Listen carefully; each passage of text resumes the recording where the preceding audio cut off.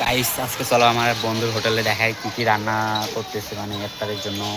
চলো দেখা যাক কি করে ওই। ও আমাকে ভিডিও করতে মানা করছে।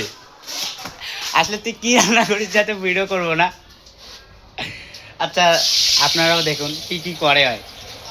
আপনারা অনেকেই ভাববেন আমি এখানে খাইতে যাচ্ছি না, আমি রোজা আছি। আপনাদের ধারণা পুরোটাই ভুল।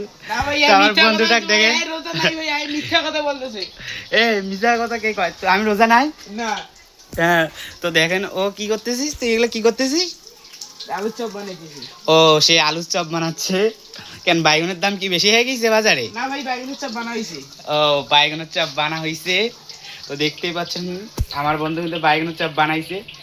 তোর কি রান্না করার অভিজ্ঞতা কতদিন ভাই? প্রায় 1 বছর। 1 বছরের মধ্যে তুই পাস? না, এগুলা ইয়ার মতন দেখা যাচ্ছে। আচ্ছা ভিডিও না বললাম।